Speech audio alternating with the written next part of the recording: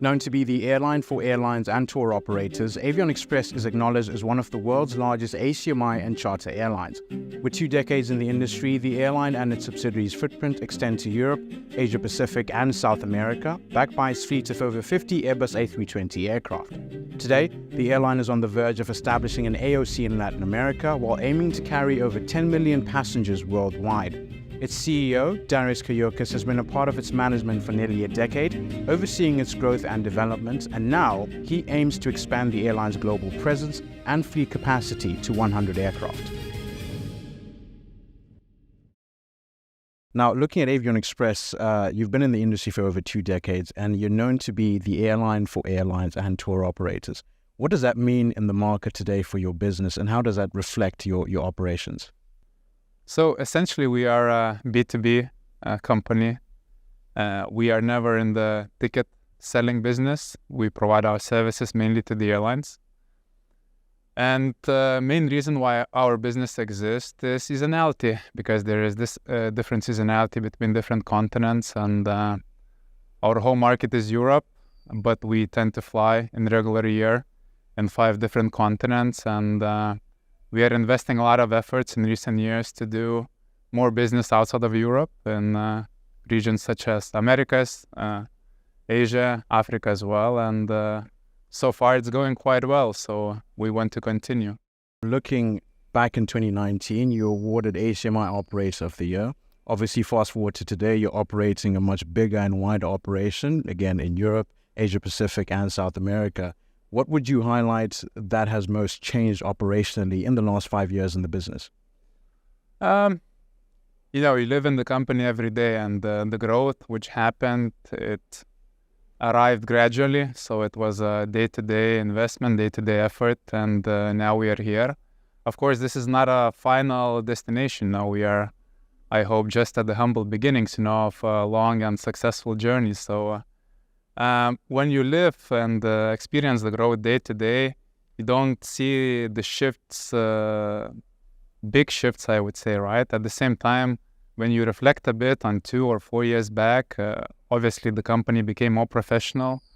Our global footprint increased, and of course the business became more complex. And when the company is growing, you constantly need to think about how to have the right team in place, right organizational structure, what is out there for you in the future, and the planning horizons. I think they increased both on the commercial side, on technical side, on operational side. So this is the reality of the business. And since the business is growing every year, the planning and responsibility horizons, they grow up as well. And we need to be savvy about that and also really plan ahead. So this is the peculiarity, I would say. Now, you mentioned organizational structure.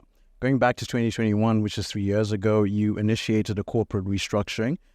Fast forward to today, you've announced that you fulfilled your obligation to creditors. This is 2 years earlier than planned. What would you say, contributed to this internally and externally outside the business? Oh, indeed, it was quite a journey, the restructuring and really good schooling. In terms of what made it a success, I think multiple factors. Of course, if we look internally, the resilience, creativity at times of the team. I think myself, I spent more than 10,000 hours on calls and meetings during COVID times with creditors. And if we combine all the team effort, I think the number would be 5 or 10 times more than that. So really, I think we took the crisis from a personal approach point of view. And in the end, in every business, we deal with not legal entities, but with people who are running them. So we really try to make a humble and person-to-person approach in terms of how we restructure the business. And of course, last but not least, the market bounced back really quickly. I mean, if you look at IATA's predictions, everybody was expecting the market to bounce back in 25 or 26, but actually it came back in 23 already, or 22 almost. So I think market bounce back was really important as well, of course. And just looking at the market, and we'll speak more on that, you're also part of Aviation Solutions Group, obviously today known to be the world's largest ACMI capacity provider. Now, what breadth and impact does that bring to your own operations as Avion Express? Oh, it's very, very important. I mean, the support we receive from the group, and if we speak about restructuring itself, I mean, we not being part of the group, I think we wouldn't have made it a success. So really, thanks for the group for that as well. And I mean, I don't recall the number exactly because it's growing every week, every month. I think it's more than 12,000 professionals working in the group. So, I mean, it's really a group of people on whom we can rely to, and global network book of all people who are working in the group is really major. So that's really important for us trying to do business, in all the different corners of the world.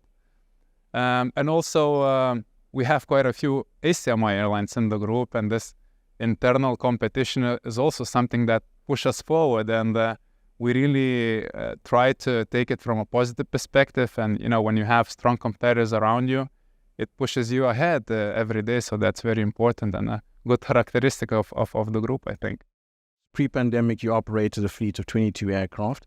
Today, it's over 50, and there's a very big difference in terms of operating a fleet of 20 aircraft to a fleet of over 50 aircraft. How has your fleet management strategy evolved over the last 5 years or so?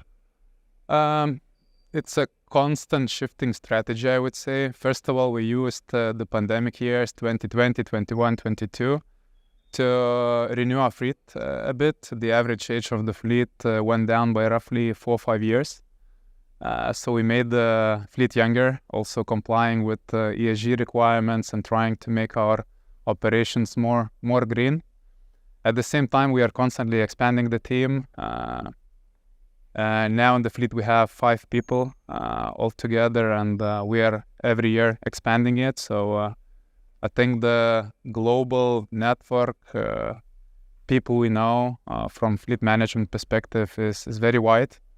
At the same time, just nuance of recent years, we're trying to do more asset deals due to the fact that the global capacity is very constrained. So previously we are relying quite a bit on operational leases, which we still do today. At the same time, we want to do more asset deals in the coming years, and we are investing time and efforts to do that.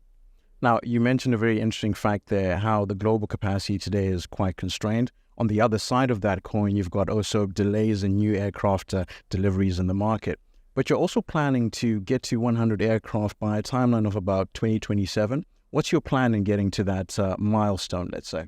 Asset deals, which I mentioned, and also looking for really diamonds in the market. And we are looking to NEO territory, Airbus A320 family NEO territory, quite constantly, and looking for the right moment in time to enter that field. And also regarding this 100 aircraft mark, for us in Avion is like a horizon, but it's not carved in stone.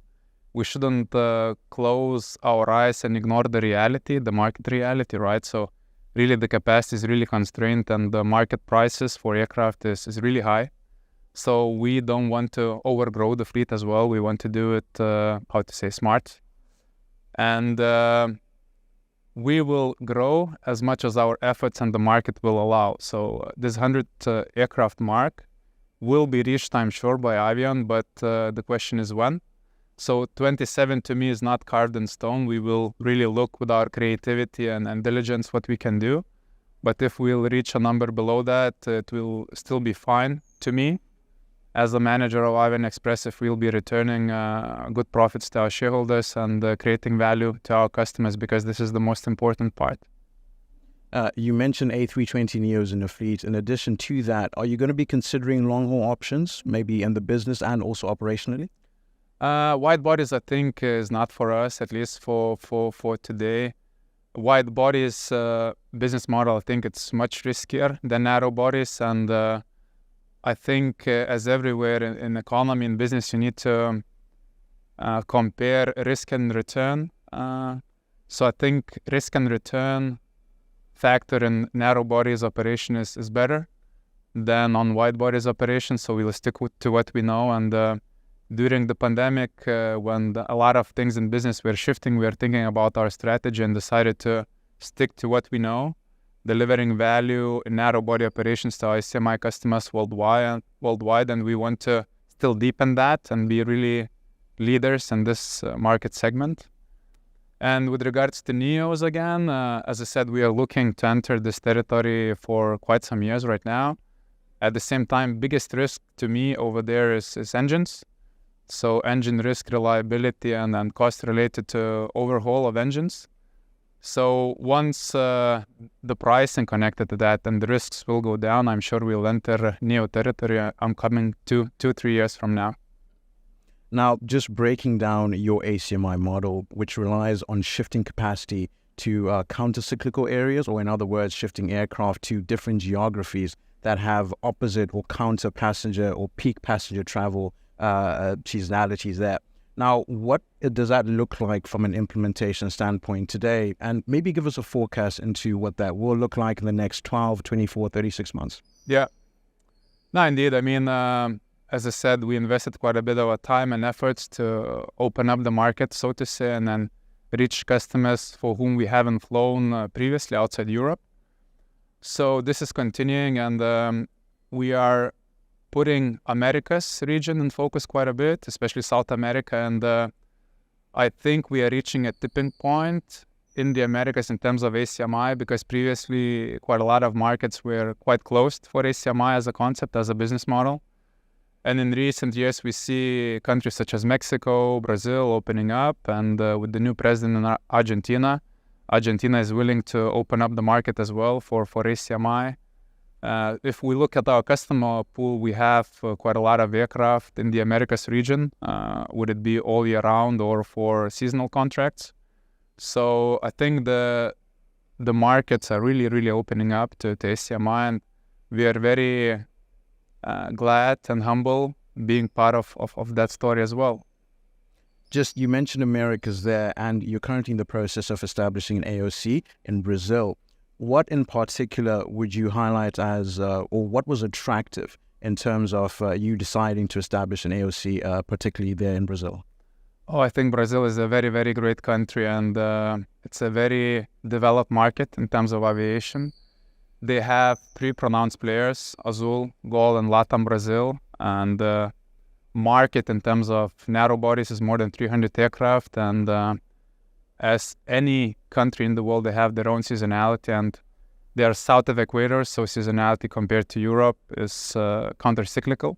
So that's very good for us. And I think the efforts of the country and the local civil aviation authority, which is called ANAC, is towards fostering foreign investment, and we want to be part of that and really provide, with our business model, benefits, operational and financial benefits to the local airlines. And I'm really glad that we are already in stage 3 of the certification. We want to certify the airline in Q4 this year, just to be ready in time for a high season in Brazil still this year. Now, looking at Avion Express's pilot culture, how are you navigating the current market demand for pilots? There's several things we do. First of all, we search for pilots outside of Europe. Last year in our team of pilots, we had 550 pilots approximately. Out of that, 120 was from continents of outside of Europe. Also, we are partnering with BA Training, which is a group entity as well, and with them, we purchased a brand new Airbus A320 CO Neo simulator. And this is helping us with training quality, also training standards. So it's also very well accepted and appreciated by the pilots. Also with BA Training, we are embarking on a project which is already launched. It's called Pilot Runway, whereby Avion Express will be financing the studies of new pilot cadets. This will assure that we have the pipeline of first officers for years to come, and the initial uptake of potential students of this project is very, very optimistic. And it's a really win-win, because Avion will have sufficient flow of pilots in the future, and also we are helping students which are not necessarily having enough of finances to live their dream of becoming a pilot. So it's really a nice project which is helping for people to embark on piloting careers as well. And also within Avion, we do a lot of things. Obviously, in the past few years, we grew quite a lot, and the piloting team grew as well. And we really want to foster the personal relationship. We have a lot of different communication channels with the pilots, written, verbal, personal, on-site communication with the pilots. And we really want to foster the one team approach to have good connection between the office, which is in Malta and in Vilnius right now, and also opening up a new one in Brazil just now. So we want to have a really good connections between the office and the pilots. And pilots, as you know, they're usually roaming the globe, spending time in Asia, in the Americas, in Europe. So they are in distant locations. It's very important that we keep the one team mentality. There's such a strong emphasis and recognition of people within Avion Express's culture. Where does this originate from? It's quite natural, Michael, I think, and it's all in the people, and people around us. And if you think about it, we as individuals, we are rather limited, but once we add people together, they can make really, really beautiful and successful things together. And any airline's business is very operational. We have a lot of interdependencies between the departments, and to be successful really on a personal level, you need to suppress your personal ego when there's some sort of interdepartmental projects. Go to speak to a person, ask about his doubts, fears, successes, and try to nail any issues you have, because usually any issue in an airline is being solved or involved by different departments. So it's really important to try to understand others and try to help them being successful, because if the company will be successful, personally you will be successful. So it's a very interesting journey, and something I truly believe in, that really, if we want to be successful on a personal level, we need to help the group of people be successful. And it's also coming from evolutionary point of view, because we as a species, as human beings, our success is basically defined how much benefit we can create to others. You're never alone, right? We are social beasts, right? So we need to thrive in a relationship with others and help each other. So this is I think, key concept which I believe personally in, and this is Avion DNA, which we try to live every day. Now, you've given us this picture of where Avion Express was 5 years ago, where it is today, and we just want to get a bit more of where the company is going to be in the future. Obviously, you're coming off a record year in 2023 with over 7 million passengers carried, and this year you've got an optimistic target of over 10 million passengers carried. Now, what can the industry expect from Avion Express going forward in the years ahead? Attention to people, Michael, continuous attention to people, and I think the main thing is to create value to our customers. This is why we are here, right? And this is why we are expanding to other continents as well, just to provide them benefits, operational and financial benefits that the ACMI model can provide, mainly due to seasonality. And we'll relentlessly keep concentrating on that and grow organically in the coming years. And success of others will be our success as well. So again, the same principle. As much of benefit and usefulness we'll be able to create to others, it will return back to us in terms of growth of revenue, growth opportunities to people, because the company will expand and people will be able to grow. Maybe we'll be able to review the salaries, etc., etc. So it's all connected, and I think it originates really in a value creation moment. So we will keep focusing on creating value to our customers, and I think this will be the key thing for us.